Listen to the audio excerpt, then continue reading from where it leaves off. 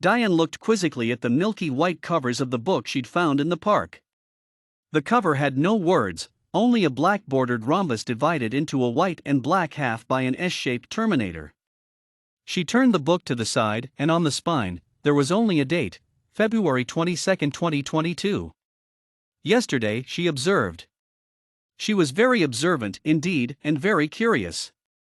Most children her age would have thrown the book out after a brief glance at its contents, endless tables, graphs, and analysis of some experiment. Most people who could read would be at least deterred by the book's leading disclaimer, on the back of the front cover: if found, leave alone, do not take. Diane took it with her though. She hid it in her pocket, so that as few people saw her taking the forbidden book as possible. She wondered if someone was watching, to see her disobey the disclaimer. At home, something about the book's design prompted her to put off her homework and video games to flip back and forth through the data in the book. Despite its formality and organizable, the vocabulary wasn't too advanced for her middle school brain. Finally, she found a paper that didn't seem to be part of the book at all. It was stuck between the book's pages like money in a Christmas card. This wasn't a dollar though. It was a map. It showed all of the city's major landmarks, including the big cathedral on Canal Boulevard, the high school Diane's older sister and cousins all went to, the park, the public library, the museum where the public library used to be, and the bayou that ran through the middle of town. There were X's over many places, including the spot at the park where she'd found this book. Was her finding of it planned? Calculated even?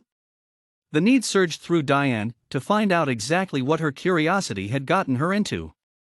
The place to start was the spot marked on the map, with the same symbol that showed on the book. It was just outside the property line of the school Diane went to. It wouldn't be hard for her to sneak out that way during recess. No, the hard part came after. This was just the beginning. Without the piquing of her curiosity by that book about 2 years ago, she would not be, at age 14, standing inside a supply closet at the British Parliament building, while the top military brass discussed national security. She made sure to come in after they searched the place for spies, as is standard procedure, especially now that the Celtic rebellion is starting to get serious. Now that they were sure that Scottish and Welsh spies were not around, they spoke in hushed voices about their strategy. The room's acoustics aren't the best for discussing sensitive information. Their voices spread throughout it like Islam spread in the medieval Middle East. The soundproof boardroom that absorbed sound better was already booked for the Duke of York to meet with his 10,000 men, so this one had to do. Fortunately for them, the only secret ear in on that conversation wasn't going to sell information to the Celts, nor the French, nor even her home country of the United States. To put it simply, she was just curious. She wrote down every word of what they said, as well as the limited details she could see through the door hole. The book she wrote in was slightly different from the old one. The rhombus symbol was reserved for scientific information. This political intrigue went into a magenta journal with a white, cursive S, the top loop being colored in red and the bottom being colored in blue. Unfortunately for Diane, one of the military experts involved in this meeting was Colonel Buttersmell-Corn. He has a talent and reputation for sniffing out spies and imposters, saying their stench is as strong as that of the smell of the butter flavoring in a movie theater. It's not scientific to say that a spy smells any different than a normal person, so perhaps he is merely very lucky at guessing. In this moment, though, his reputation is upheld. King Charles asks a simple question: how many do we need to send to the hills, and how many along the coast? Corn pauses, takes a deep inhale through his nose, and shows his famous expression that shows even before he states, "We are being watched." That's impossible, we checked the room before coming in. Nobody could get in except through that door. Nothing's impossible, sir. This place is hundreds old, lots of secret tunnels, ventilation like any other building. I don't need to know how they got in here to know they're here. Diane knows of this person. She's been studying his life personally for over a month. She knows he's onto her. She sticks the book into her jacket pocket and tries to climb back up the rope she'd lowered from the missing ceiling panel. Her grip slips though, and she hits her funny bone against a broom, which falls and alerts the dignitaries while she suppresses her voice to avoid yelling in pain. The door flies open and Korn pulls her out. Diane is thrown to the floor. See? What did I tell you?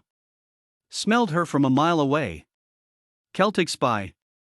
Whoa, hold on, this one's just a child, the king says. A teenager at most, and she doesn't even look Celtic at all, declared a third person. Korn defends his victory. You don't have to look like a Celt to support them. You think people without qualms about fucking sheep couldn't figure out that a child is easier to sneak into a place than an adult? He takes her by the armpit and stood her up, before pinning her against the wall. We don't take it easy on spies, no matter how old you are. I'll give you a chance for the easy way though. Who do you work for? Diane is scared. She looks for a sympathetic face, but most of the room seemed as afraid of Korn as she was. She's about to give the agreed-upon response, but catches herself before she speaks. Her accent might convince them she was an American spy, and put accusations of spying on the United States. Affecting politics would compromise the integrity of her mission. She practiced a London accent before coming here though, so she switched to it and she said, I don't work for anybody. I'm just curious. The colonel laughs. Curious, I? Just a curious little kid snuck into the most secure building in all of England to listen in on an important war meeting? Whose kid are you? Nobody's. I mean, I'm an orphan. My boarding school class was touring here for a field trip, and I got separated hours ago. Thoughts of her parents, who she'd abandoned back in Louisiana to be on this journey, flashed through her mind. The colonel didn't believe Diane's story. Korn calls the guards to escort her out and have her locked up. She struggles like a child normally does when restrained, but her motions knock loose the device mounted up her sleeve, which slips discreetly into her hand. This taser isn't strong enough to cause the soldier pain and give her away, but is calibrated to relax his hand muscles through the nervous system, loosening his grip so she can yank her arm away and look for the next nearest escape route. It takes a lot of ducking and dodging, but Diane's training pays off and she loses the guards. She takes the book out of her pocket, pulled the map out of it, and it shows two of the cursive S symbols, one at the closet she was previously in, and one in the Parliament chamber itself. Parliament isn't in session. That's perfect. She opens the secret door in the Parliament chamber's central desk, and dives under just before the guards come in looking for her. Diane catches her breath inside the chamber before climbing down into the tunnel. She gets to the bottom, boards the transport vehicle, and finishes her record of the experience while riding. She arrives at the underground library shivering with sweat. Her superior, known only to Diane as Seeker Broadmeadow, observed this while greeting her. Had a rough day, Seeker Red Truck? Yeah, let's just say that's the second scariest time I came out of the closet. I got as much information as I could though. That looks fine. Turn in what you've got and get back to your family. If any future seekers are curious like you were, they can find it in this library instead of going through what you did. Good work on your first solo mission.